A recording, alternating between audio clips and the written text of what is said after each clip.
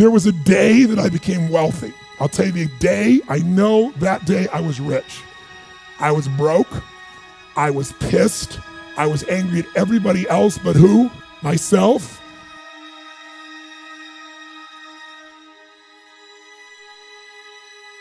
I had a friend that I loaned money to when I had barely enough and I knew he needed it, and I gave him $1,200, and I'm here not able to eat. I'm down to like $25, $26, and I'm saying to him, calling him, and he's not returning my call, and I just need some money, and he's ignoring me. I didn't ignore him then, so I'm pissed, I'm frustrated. In the midst of all this, I'm also pragmatic. I got 25 and change, call it $26. What the hell am I gonna do? I don't have any plans for economics. I got overhead that's crazy. I'm living in this little tiny apartment, 400 square feet in Venice, California.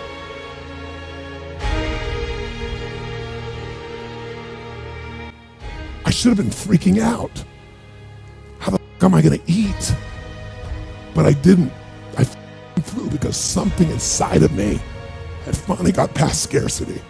I finally realized there's something inside of us more than our limits, especially around this thing called money that I had let terrorize me.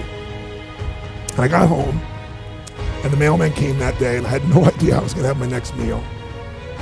And a letter comes, and it's from the guy I loaned the money to.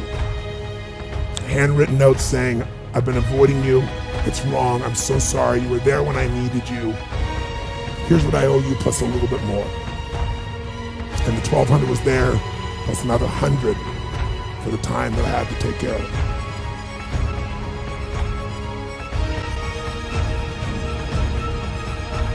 And I cried, and then I decided, what does this mean? I thought, this means that whenever you give, it's always gonna come back, so you don't have to ever think about that shit again. Just give.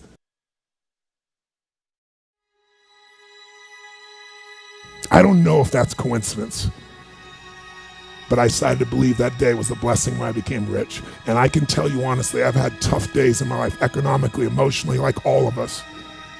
But I've never gone back to that scarcity, I never will. The secret to living is giving. Do it when you don't have it, and I promise you, scarcity will leave your life.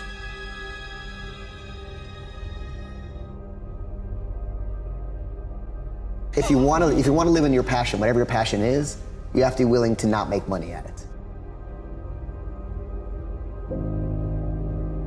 You want to do what you love, you got to do. You have a choice. You can choose money, or you can choose what you love.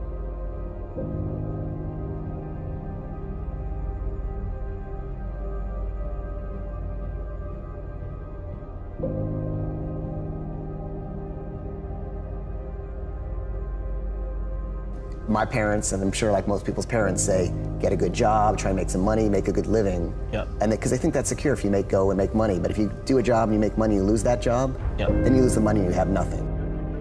If you choose your passion, it actually doesn't matter whether you make money or you lose money, because you're always going to have your passion to be happy, so it doesn't actually matter. And that's your safety net. Right.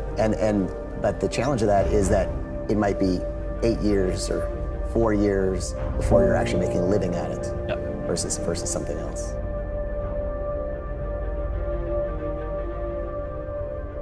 And really, when I wrote it, I thought nobody would read it. I thought nobody would read it, but I thought, this story's so crazy, I just have to tell this story. These things that seem, you can spend all your time trying to engineer the perfect thing, and the truth is, we have no control. We just don't know what's gonna work or what's not gonna work.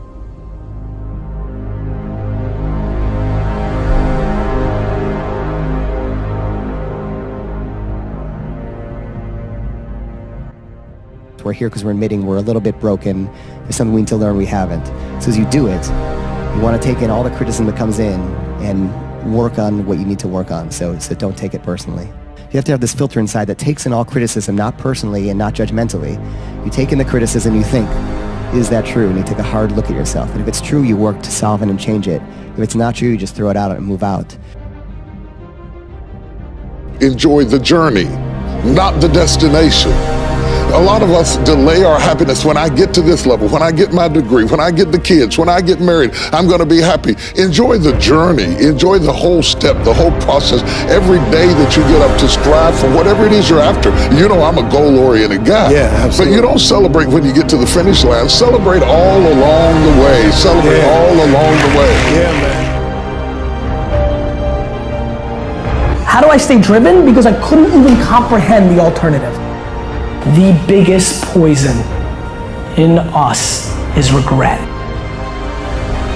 You won the ultimate lottery, and you're not driven, and you're not fired up, and you're not going for it, and you're willing to sit like a lump and just wait till you die? Success without fulfillment is the ultimate failure.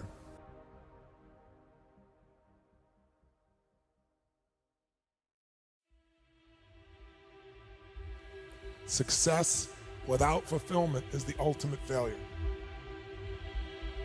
If you're going to have an extraordinary life, one of the master skills for actually creating that life is mastering this. Mastering the ability to take what you envision and make it real. It's always worth it to do your best.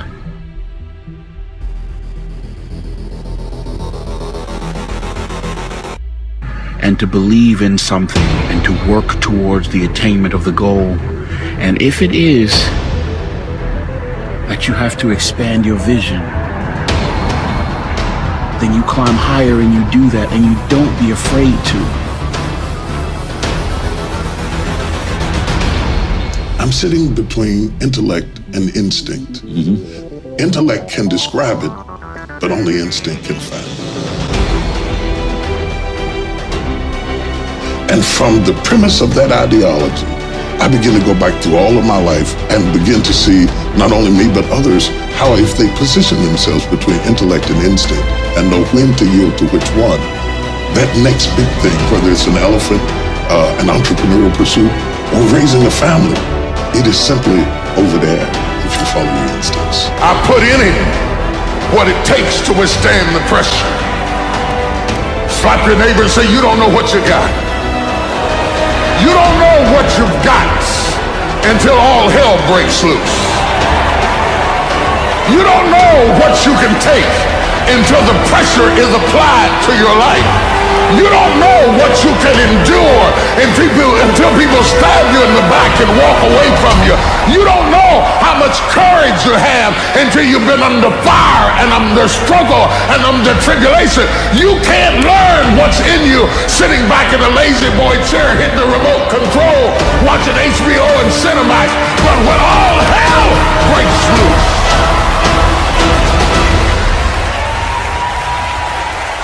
that's when you get to see what you got. Hope and creativity are two of the most important things in the world.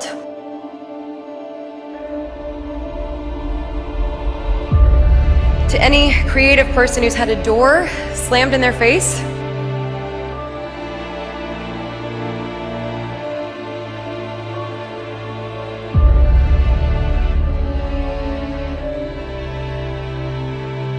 or actors who have had their auditions cut off or have waited for a callback that didn't come, or anybody, anywhere really, that feels like giving up sometimes.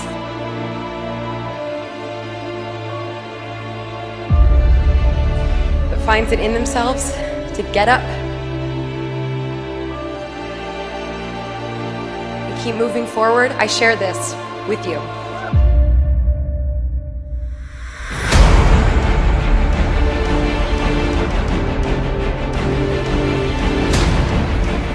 Because the truth is, if you want to be an anomaly, you've got to act like it. I love the climb. To me, the setback is exciting. I love when something goes wrong. It's where I shine the most. This is hard. Every day is hard. And if you don't have the stomach to weather the storm, you will not be successful.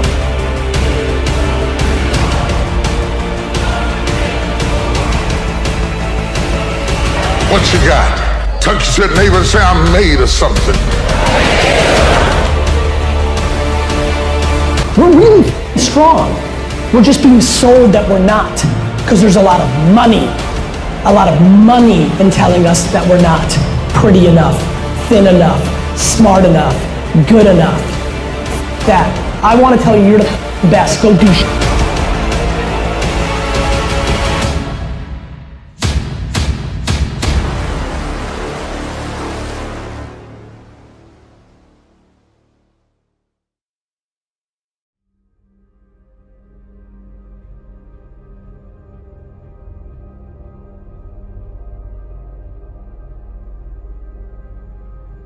If you really want to change and are really stuck, I know nothing, I'm letting go of everything, and I'm sort of gonna relearn as with a childlike mind.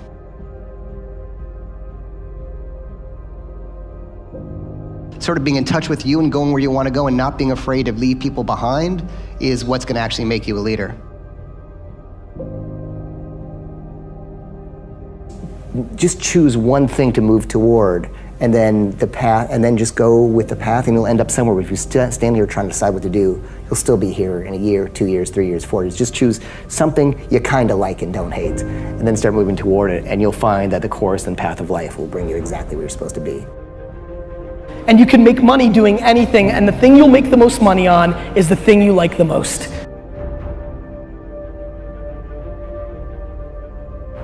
Don't take it personally.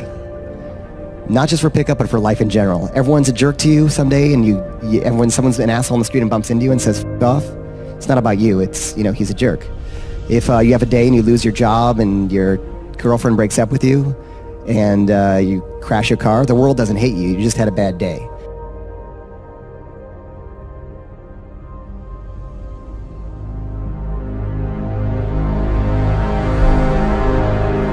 But if we don't physically make a decision how we're going to live, then we'll show up like everybody else, because the human mind is not going to make you happy. This brain of yours won't do it. You have to direct it. And there's no worse fate than to achieve everything and not be fulfilled.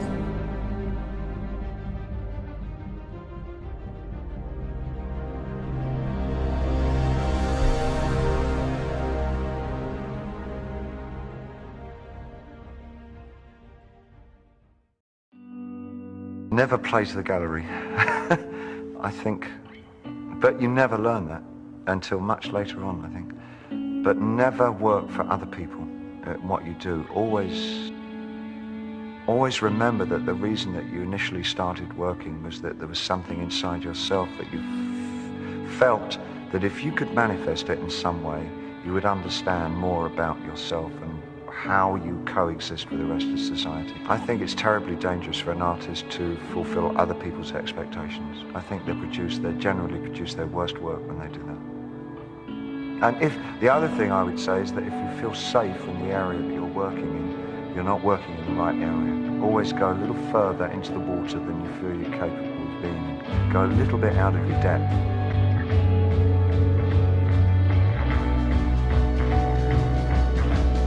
And when you don't feel that your feet are quite touching the bottom, you're just about in the right place to do something exciting.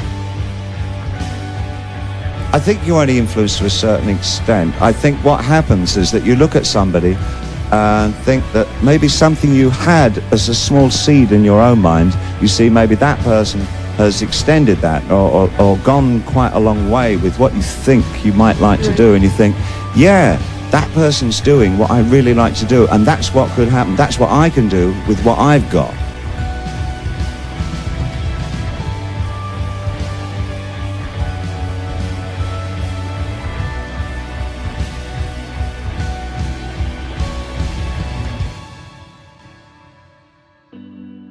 Spend half their lives trying to avoid bad things happening to them. I'm of the impression that bad things are something that really are important to one's life.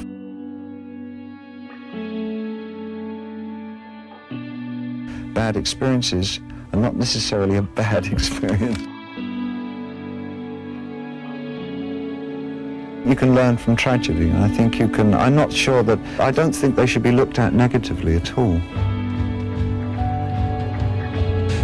There's a certain kind of regret that when you haven't been adventurous with your ideas, there's when you get into a later life and you haven't even tried to do some of the things that you really wanted to do, and you can look back and say, damn, if only I'd had a go at that, you know, things might have been different, or I would at least know if I could do it or not.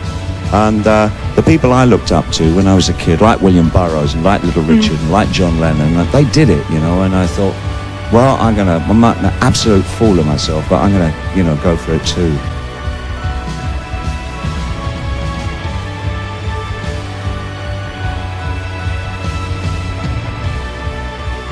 I didn't strive for success. I strived to do something artistically important.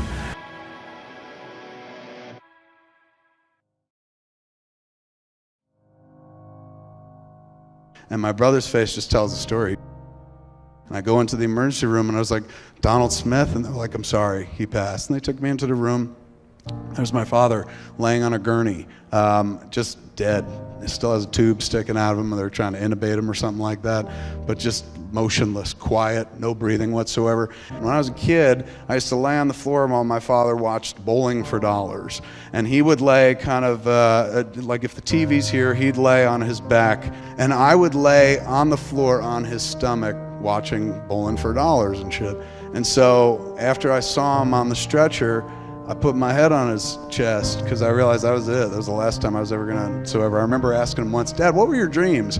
And he was just like, well, I just wanted to get married and have kids. So I guess it kind of happened. He was a good dude. And he worked at the post office his whole fucking life, you know, just to pay for the family that he had. He didn't necessarily like working for the post office or believe in the mail or something, but it was what he needed to do to pay for his fucking wife and his kids and stuff like that. Good dude, deserved way better than to die screaming. But that good dude, he did die screaming. And I remember thinking, oh my God, in this world where even a good man like my old man is gonna die screaming, there's no point in not trying to achieve every fucking dream that I have. This is my eventual end. One day, that's it.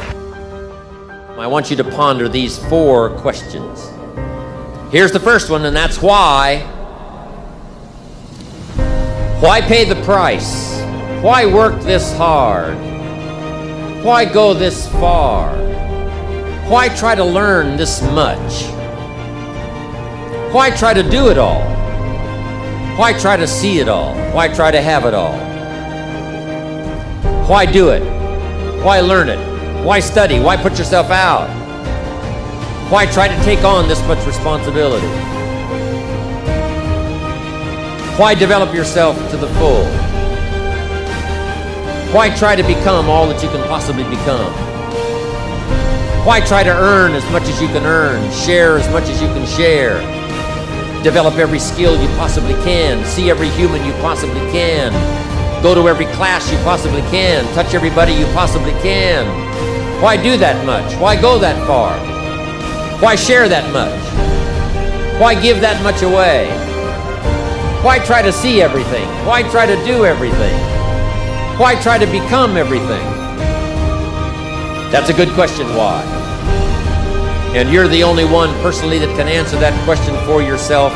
You've got to have your own list of whys.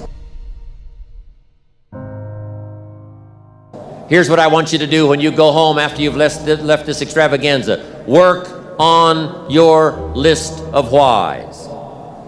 One of the big thrusts for success is to come up with a strong enough why.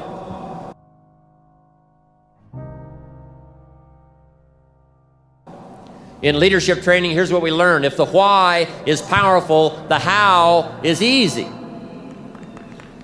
But if the why isn't strong, if your goals aren't powerful, if the vision isn't clear, the old prophet said, without a vision we die, without a vision we perish, without a dream we're nothing.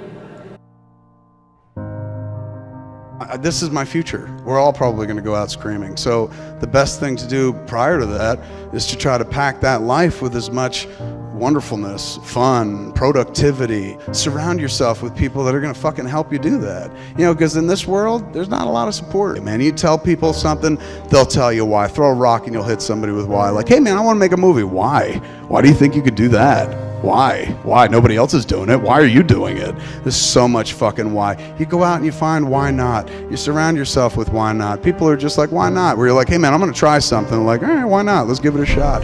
People who try to help you do your dreams, make your dreams come true and shit, and you do the same for fucking them. We're all in this together. But I've been trying to impart one simple lesson for nearly 20 fucking years.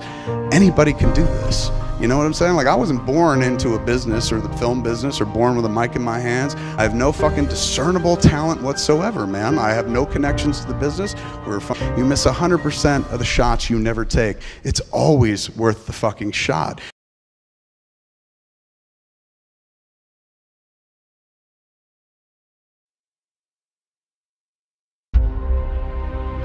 Live a why not life, man, because we're all gonna die fucking screaming. So make sure when you die screaming, you're totally fulfilled. You're like, I took all the shots, I did it. I went after everything I wanted to, or at least tried.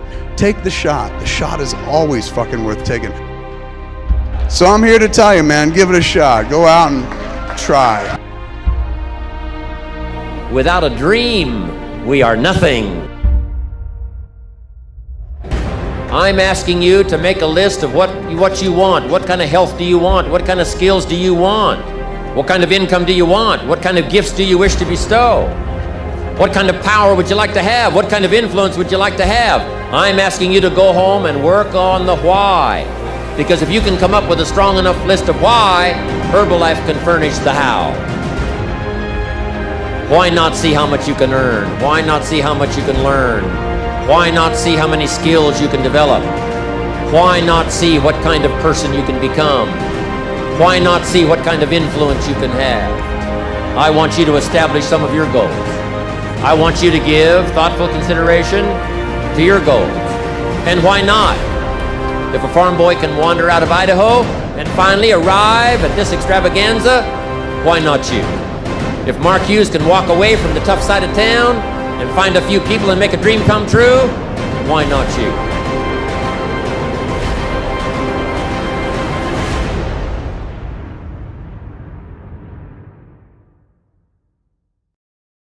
Why not?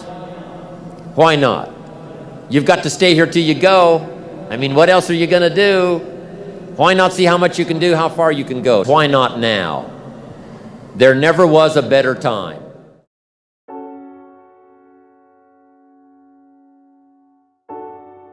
Now, most of us do our best not to think about death, but there's always part of our minds that knows this can't go on forever. Part of us always knows that we're just a doctor's visit away or a phone call away from being starkly reminded with the fact of our own mortality, or of those closest to us. You must know how uncanny it is to suddenly be thrown out of the normal course of your life and just be given the full-time job of not dying or caring for someone who is.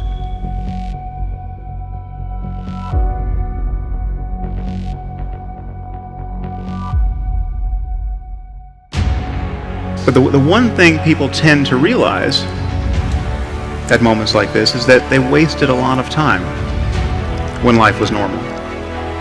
It's not just what they did with their time. It's not just that they spend too much time working or compulsively checking email. It's that they cared about the wrong things. They regret what they cared about. Their attention was bound up in petty concerns. Year after year, when life was normal. We all know this epiphany is coming. Don't you know this is coming? Don't you know that there's going to come a day when you'll be sick or someone close to you will die, and you'll look back on the kinds of things that captured your attention, and you'll think, what was I doing? You know this, and yet if you're like most people, you'll spend most of your time in life tacitly presuming you'll live forever. I think if you know what you're supposed to do deep down inside. I think everybody does. And a lot of people just don't go after it. You know, and like most people start out, they say, I want to be a this, but I'm going to get that to make sure I have something to fall back on. Yeah. And what you're doing is you're setting yourself up for failure, because you're going, there's a possibility that I'm going to fall back. And when you put that out there, then you fall back. But if you just say, hey, this is what I want to do, and you go do it, you usually get your stuff the way you want it, man. I guess it comes down to a simple choice, really. Get busy living, or get busy dying.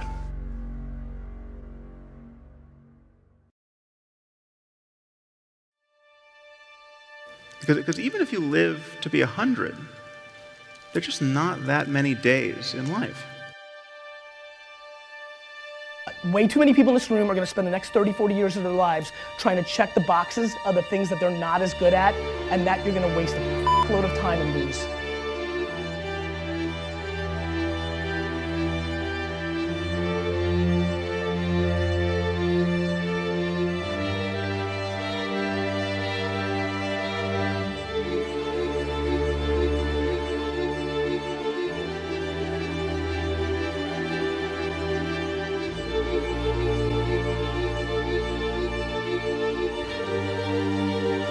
I want you to look back on the journey that brought you here.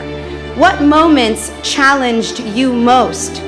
When were you asked to step outside of your familiar territory in order to rise to the occasion of your potential? How have you pushed past your fear? You can follow someone else's script. Try to make choices that will make other people happy. Avoid discomfort. Do what is expected and copy the status quo, or you can look at all that you have accomplished today and use it as fuel to venture forth and write your own story.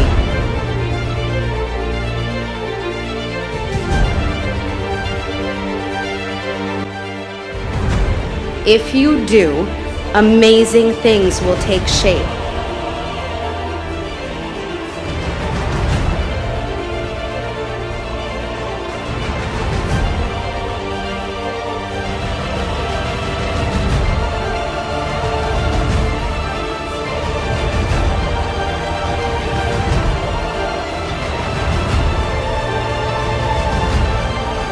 Don't follow the path prescribed by someone else. Don't give in to fear. Continue to define your unique path. You and you alone are the only person who can live the life that writes the story that you were meant to tell.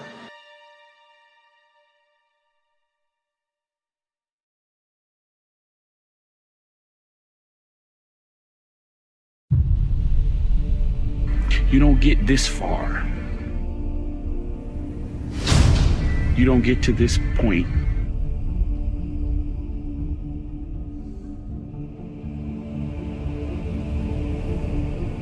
and just stop. You are heroes who have faced fears and taken risks and forged ahead to conquer one of the most important chapters of your life.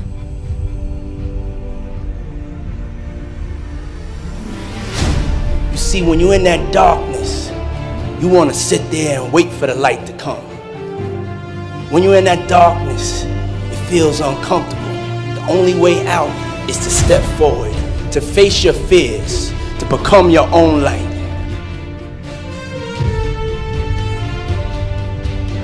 I want you to be fearless. I want you to be decisive.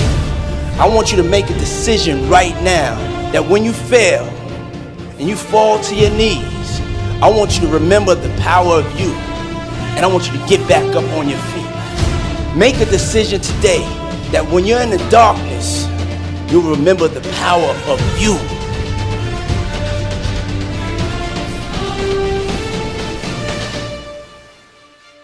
Nobody is going to take you to the front of the line unless you push your way to the front of the line.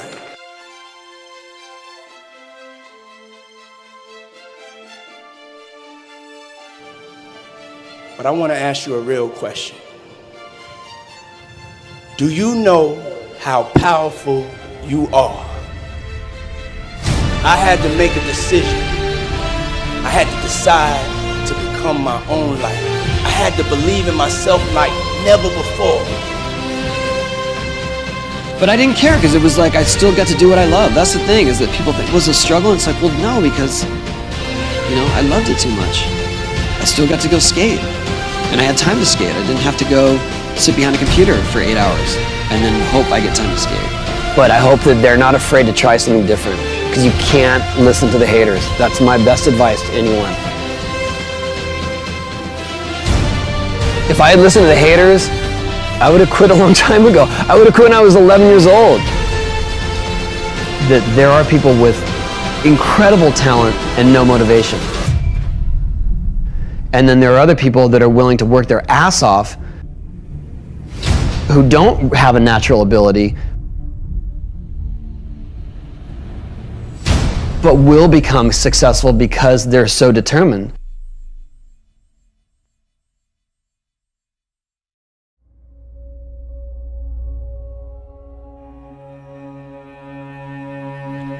You cannot achieve success without failure. You're convinced that you're going to fail or fall or get hurt, that will come to fruition because that's what you're visualizing. I never I was willing to get hurt along the way, but I didn't visualize myself getting hurt along the way. And I think that's what stops a lot of people, and that's really what separates a lot of people from being world champions or from being as good as they can, because they stop at some point saying, oh no, I am not capable of this, or I'll probably get hurt doing this. And if you approach anything with that hesitation, you're gonna fail. I always approached it like, this is going to work. I'm going to figure this out, even if it takes me hundreds of attempts.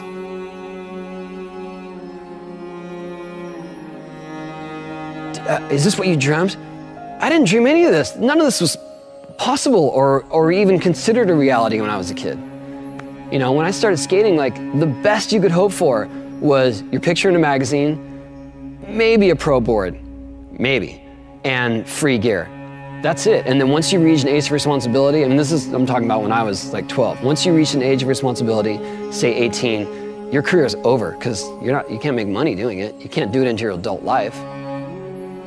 Hugely thankful to still be able to do this for a living. Like, this is what I love doing more than anything. And I would do it for free. Like, any day of the week. Living the dream, I'm not talking about financial success. I'm talking about loving what you do. You know, if you love art and you do art and maybe you get a little bit of success at it, you're living the dream.